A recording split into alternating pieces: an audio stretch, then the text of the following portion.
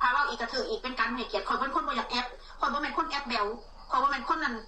หน้ากล้องอีกอย่างรับหลังอีกอย่างโอ้เขาเป็นคนแบบนี้คือเอฟซีวายคนแหละตอนนี้ก็ว่าไงตอนนี้ก็ว่าไงคือเก่าคือข่อยบ่เป็นคนสิมานั่งแอปข่อยเป็นคนแบบใดข่อยก็เป็นแบบนั้นข่อยเสมอต้นเสมอปลายกับชีวิตบ่แม่นบ่มีแต่ตีคำถามว่าโอ้ให้คนอื่นตายใจว่าโอ้ก็คือเป็นจังซี่บ่แม่นเวลาบ่มีแต่สิมาเว้านั่งหน้าเสาเราความเท็จบ่ว่าไงคือเก่าคนแบบนั้นก็เป็นแบบนั้นแล้วว่าไงได้ทุกสิ่งที่ถูกต้องมันไปดูถูกใครกันว่าไงพอเขาว่าไงได้เพราะอย่างพอเขาพึ่งตัวเองเขาไม่ได้พึ่งชาวบ้านเจ้าเข้าใจเนาะเห็นยูเรนหนึ่งมันพิมพ์มาการคิดมันคือการแสดงบางเรื่องแบบตัวตนของเขาที่แท้จริงแล้วมันต้องมีการเทแสก็เรื่องธรรมดาคนทำคิดแบบนี้เนาะมันต้องมีการเทแสกันทุกคนน่ะผมมีผู้ใดดอกที่แบบโอ้ยซื่อสัตย์เกินไปกับแม่กับพี่น้อย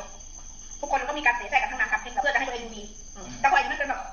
มันหน่อยนักคนที่เทแสมันต่ออะไรก็หาคอยที่บอกว่าเรื่องในจิตต่างหากตัวจริงกับต่างหากจริง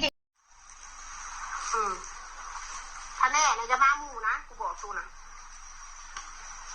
เก่งเลยขับรถมาด่ากูมาหนาเพื่อนกูเลยกูพร้อมบวกซูสิเก่งมากจะทั้งไหนกูคนสู้กับคนมือได้เขามีน้ำตาเพื่อเขาสิมาหาแม่